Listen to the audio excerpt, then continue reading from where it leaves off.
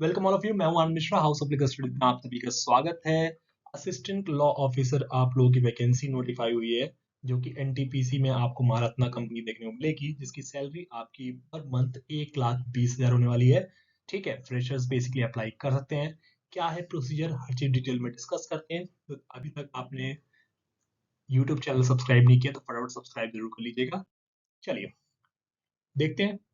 तो जो NTPC limited आपको देखने को मिलेगा, गवर्नमेंट ऑफ इंडिया एंटरप्राइजेस देखने को मिलती है।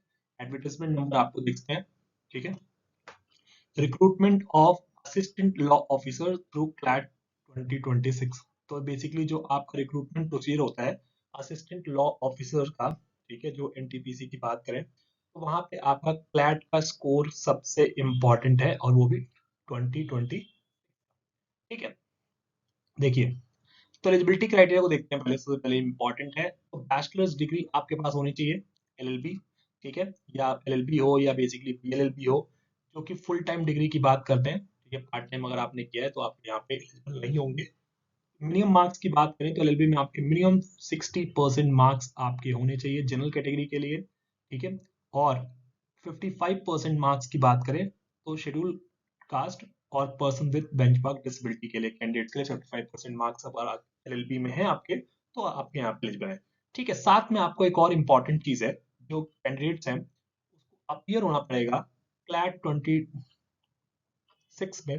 ठीक है, जो आपका 2026 का क्लैट है, बेसिकली जो कॉमन लॉ एडमिशन टेस्ट आपका 2026 का है। लेकिन याद रखना, यूजी की बात नहीं कर रहा, पीजी वाले क्लैट की बात करें। ठीक है, पीजी प्रोग्राम के लिए जो एलएलएम के लिए कंडक्ट कराया जाता है, उसके लिए आपको वहां पे देखने को मिलेगा।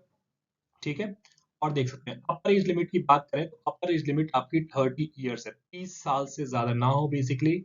कब, जो कि last date of online application है एनटीपीसी की। ठीक है, जो ये एडवर्टाइजमेंट निकली है, इसकी लास्ट डेट जो है उस तारीख तक आपकी एज जो है वो 30 साल से कम हो। ठीक है, जो वैकेंसीज की बात करते हैं, ठीक है, जो कि बेसिकली बढ़ भी सकती हैं। तो प्रोजेक्टेड अभी तक जो वैकेंसीज हैं, टोटल आपकी 6 वैकेंसीज हैं, याद रखिएगा, असिस्टेंट लॉ ऑफिसर की। जिसमें अनरिजर्व कैटेगरी के लिए अगर आप देखें तो 3 वैकेंसीज हैं। ईडब्ल्यूएस के लिए इस बार कोई सीट नोटिफाइड नहीं हुई है। इसका मतलब आप, अगर आप ईडब्ल्यूएस कैंडिडेट हैं तो आपको अनरिजर्व कैटेगरी में कम्पीट करना पड़ेगा। ओबीसी अदर बैकवर्ड कैटेगरी के लिए 2 सीट्स नोटिफाई हुई हैं। शेड्यूल कास्ट के लिए एक सीट है, और शेड्यूल ट्राइब्स के लिए भी कोई भी सीट नहीं है। इसका मतलब अगर आप शेड्यूल ट्राइब्स कैटेगरी से बिलोंग करते हैं तो आपको अनरिजर्व में ही compete करना पड़ेगा। ठीक है, क्लियर सबको। जो पे की बात करें, पे स्केल की बात करें तो देख सकते हैं, पे स्केल की बात करें तो आपको 1,20,000 रुपए की आपके यहाँ पे सैलरी मिल जाती है। ठीक है, रिजर्वेशन पॉलिसी आप लोग देख सकते हैं, जिसमें एज रिलैक्सेशन आपको दिया गया है। इसमें एज अपर एज रिलैक्सेशन की बात करें तो देखिए, 5 साल शेड्यूल कास्ट के लिए, मतलब इसका मतलब 35 ईयर्स हो जाएगा। 3 ईयर्स आपकी ओबीसी नॉन क्रीमी लेयर्स के लिए आपको दी गई है। और 10 साल का एज रिलैक्सेशन जो दिया गया है वो आपका पर्सन विद बेंचमार्क डिसेबिलिटी है। इसका मतलब जो person with benchmark disability candidates हैं, उनके लिए अपर एज लिमिट, अब आपको यहाँ पे देखते हैं एज लिमिट की बात करें तो 40 ईयर्स हो जाएगी। ठीक है, ये तो अपनी कैटेगरी हिसाब से आप लोग देख सकते हैं। साथ में अप्लाई कहाँ करना है वो बहुत इंपॉर्टेंट है आप लोगों के लिए, कि अप्लाई कहाँ करना है। तो एनटीपीसी की ऑफिशियल वेबसाइट याद रखिएगा, जहाँ पे आपको एडवर्टाइजमेंट मिलेगा, तो वहीं पे आपको अप्लाई का भी ऑप्शन देखने को मिलता है, जो कि ऑनलाइन मोड में अप्लाई करना है, कोई भी आपको डॉक्यूमेंट भेजना नहीं है। ठीक है, देखो यहाँ पे आप वेबसाइट है एनटीपीसी की, तो वहां पे आपको देखने को मिलेगा। ठीक है, ठीक है, कोई और देखो लिखा है clearly, no other mode of application shall be acceptable. ठीक है, जो कैंडिडेट्स की फीस की बात करें यहाँ पे अप्लाई करने के लिए, जनरल, ईडब्ल्यूएस और ओबीसी कैटेगरी के लिए जो है वो आपको 500 फीस है अप्लाई करने के लिए। और schedule caste, schedule tribes, person with benchmark disability, ex serviceman के लिए जो कैटेगरीज है, और फीमेल कैंडिडेट्स के लिए जो आप बात करें, चाहे वो किसी, ठीक है, किसी भी कैटेगरी से बिलोंग करते हैं, चाहे वो जनरल हो, ईडब्ल्यूएस है, ओबीसी है, शेड्यूल कास्ट, शेड्यूल ट्राइब्स, किसी भी कैटेगरी से फीमेल कैंडिडेट्स हैं, तो उनको कोई भी एप्लीकेशन फीस नहीं पे करनी, याद रखिएगा। फीस में आपको एग्जम्पशन दिया गया है। ठीक है, तो ऑनलाइन मोड में आप बेसिकली पे कर सकते हैं, और जो फीस है, या बेसिकली ऑफलाइन मोड में भी आप पे कर सकते हैं, उसके लिए भी आपको दिया गया है।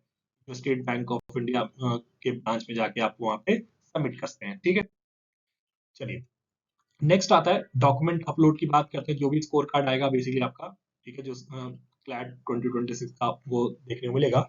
तो यहाँ पे आप देख सकते हैं, ठीक है, वहाँ पे आप CLAT score admit card score upload कर देना, याद रखिएगा। साथ में आप देखो लिस्ट ऑफ डॉक्यूमेंट की बात कर रहा है जो अपलोड करना है, ठीक है, वो क्या क्या है। तो पहला देखो डॉक्यूमेंट जो है वो कास्ट टेंथ, जो कि basically date of birth proof के लिए होता है, ठीक है। दूसरा आपको देखो पासिंग सर्टिफिकेट, मार्कशीट या पैन कार्ड, आधार कार्ड, ठीक है, जिसमें भी नाम और डेट ऑफ बर्थ हो आपका, वो दोनों की बात करते हैं। दूसरी चीज है आपके ग्रेजुएशन का आपको डिग्री, जिसमें आपका 60% मार्क्स, आपको 60% मार्क्स जो है उसमें शो होने चाहिए। प्रोविजनल सर्टिफिकेट अगर आपको मिल गया है, अगर आपको, तो वो अपलोड कीजिए, ठीक है। ये सारी चीजें आपको देखने को मिलेंगी। साथ में आपको फाइनल ईयर कंसोलिडेटेड मार्कशीट आपको कवर करनी है। साथ में आपको scan copy of original CLAT 2026 जो है स्कोर कार्ड आपको यहाँ पे सबमिट करना है, ठीक है। अगर वैलिड शेड्यूल कास्ट जो आपका सर्टिफिकेट है उसकी बात करते हैं, ये सारी चीजें। डिसेबिलिटी है तो उस केस में आप डिसेबिलिटी सर्टिफिकेट आपको कवर करना है। ये सारी चीजें आपको देखने को मिलेगी। लास्ट डे क्या है एप्लीकेशन की देखना, जो स्टार्ट हो रहा है फॉर्म आपका सेकंड 2 तारीख से ऑलरेडी स्टार्ट हो चुका है, 2 जनवरी से। और लास्ट डेट जो है basically online application form submit करने की, वो है आपकी 16 जनवरी 2026, ठीक है। क्योंकि आपका 2026 का रिजल्ट ऑलरेडी नोटिफाई हो चुका है। और आपकी अच्छी रैंक है, ऑब्वियस बात है, टॉप 100 टॉप 200 में अगर आप रैंक स्कोर कर चुके हैं तो आप अप्लाई करते हैं यहाँ पे एलिजिबल, ठीक है। तो आपके चांसेस है कि आपका यहाँ पे सिलेक्शन हो सकता है, ठीक है। ये सबको कोई भी दिक्कत हो, डाउट हो, आप लोग मुझसे कनेक्ट कर सकते हैं पर्सनली यूट्यूब चैनल के थ्रू। सब्सक्राइब जरूर कर लीजिएगा चैनल को, इंस्टाग्राम व्हाट्सएप के थ्रू, या आप टेलीग्राम ग्रुप भी हमें ज्वाइन करते हैं। Thank you so much.